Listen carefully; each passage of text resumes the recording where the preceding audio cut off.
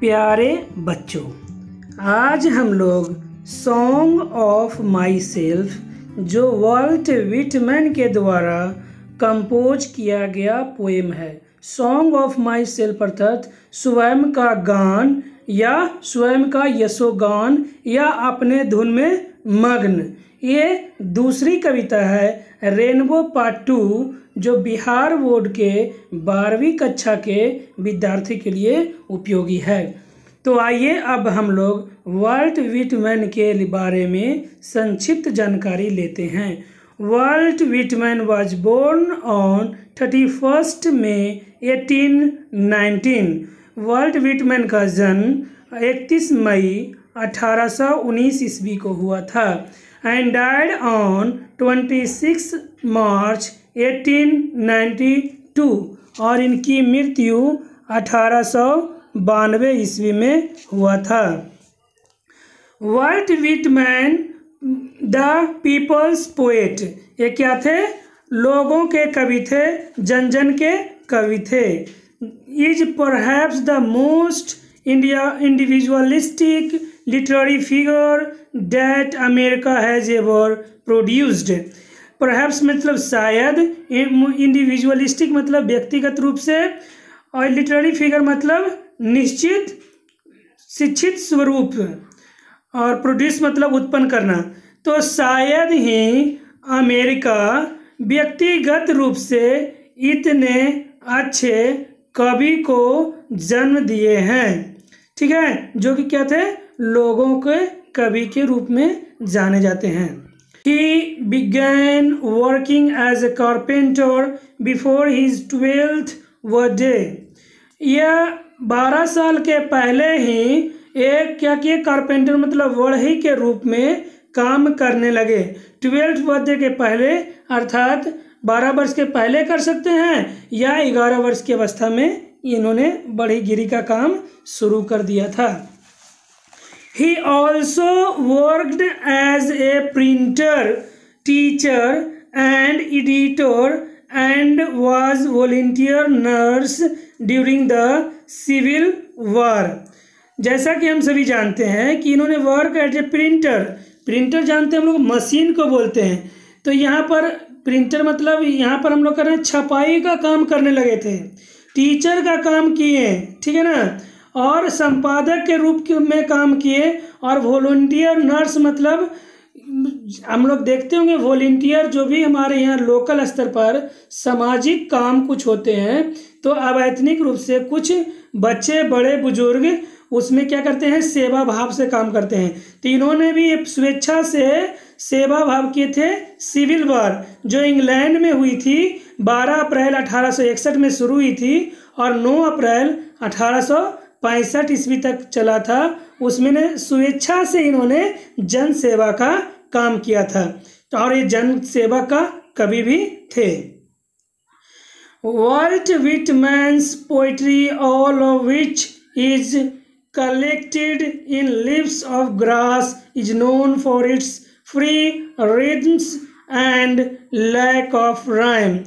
इन्होंने जो volt Whitman की कविताएं थे, सभी कविताएं जिसका संग्रह इन्होंने लीव्स ऑफ ग्रास में किया था, जो क्या है? जाना जाता है। रिद्म मतलब हो जाता है ताल, लय, जो क्या था?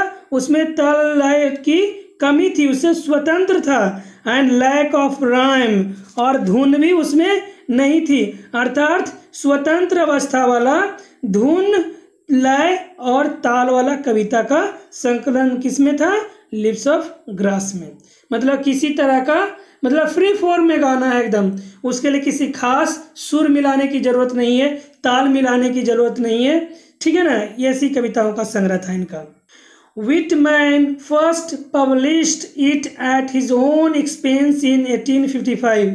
Leaves of Grass तो इन्होंने अपनी कविताओं का संग्रह बना लिया, लेकिन इसका छपाई का काम भी उन्हें स्वयं अपने खर्चे पर करवाना पड़ा, और एक कब छपा था? 1855 ईस्वी में। However, हालांकि फिर भी the free form of the poems and the joyful dedications to the importance of the individual were not well received at first। देखिए फ्री फ्लो में जो मन में आया वो गा दिए, बस अपने मन की भावनाओं को निकाल दिए। तो ये सारा चीज़ तो इन्होंने कर लिया, लेकिन ऐसा हुआ कि जिनकी कविताओं में खुशी के प्रति समर्पण तो था और व्यक्तिगत महत्व भी रखता था, लेकिन इन्हें कोई खास ज़्यादा प्रसिद्धि पहली बार में प्राप्त नहीं हुआ। इन फैक्ट वास्तव में मतलब कि जिन्हें लगा था कि ये इजी वे में गाया जाने वाला कविता है और क्या है, सब लोग इसे आसानी से गाने लगेंगे, सबकी जुबान पर आ जाएगा, लेकिन ऐसा हुआ नहीं।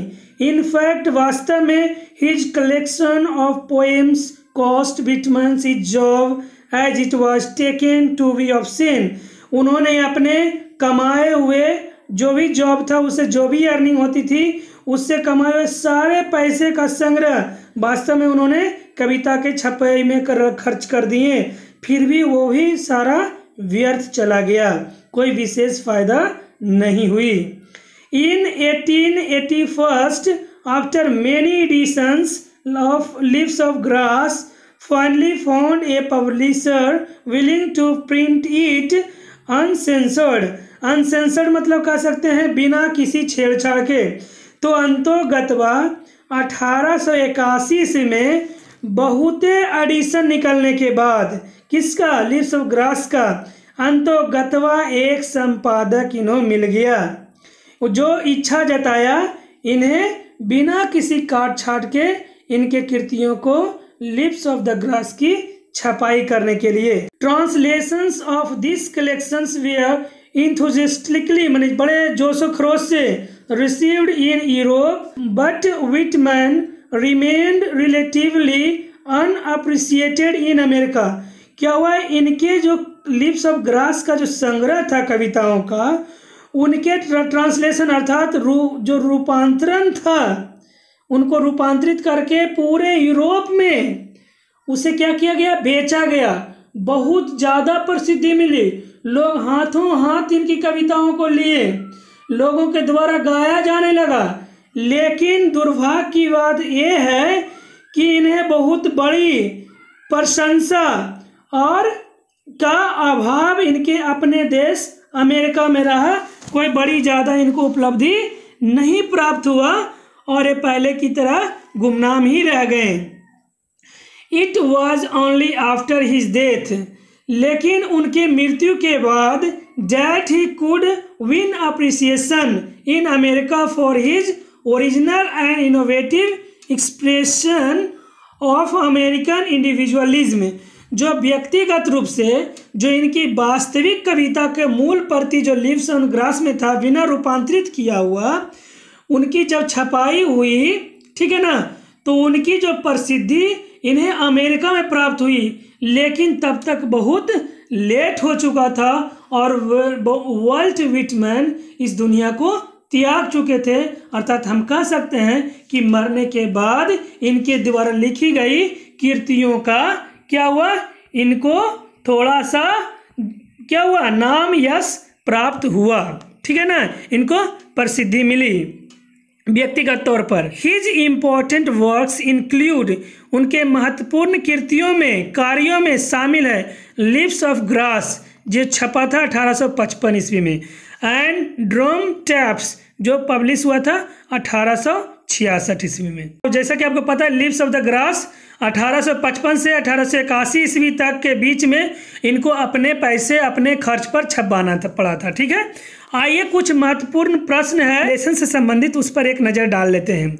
ए work in a small groups and discuss these questions, एक छोटे से समूह का निर्माण करें और निम्नलिखित प्रश्नों पर चर्चा करें। First, how will you express your feeling when you feel dilated, आप अपने भावनाओं को कैसे व्यक्त करेंगे जब आप बहुत ज़्यादा खुश होंगे। Second, which type of song do you like to sing, किस तरह का गाना आप गाना पसंद करते हैं। Third, in what way does our singing reveal our mood, किस प्रकार से जो हम लोग गाते हैं वो हमारे मानव जो वृत्ति होती है, हमारा विचार होता है, उसे कैसे उजागर करता है। सैड सॉन्ग गा रहे हैं तो एकदम बिल्कुल एकदम बहुत दुख में होगा, तड़प में होगा। रोमांटिक गाना गा रहे हैं तो बहुत खुश होगा, बहुत इस तरह का कैसे हम लोग को पता चलता है। तो आज का वीडियो देखने के लिए आप लोग को बहुत बहुत धन्यवाद। हमारे चैनल पर नए हैं तो चैनल को सब्सक्राइब कर लें, वीडियो अच्छा लगे तो लाइक करें और ज़्यादा से ज़्यादा शेयर करना बिल्कुल ना भूलें।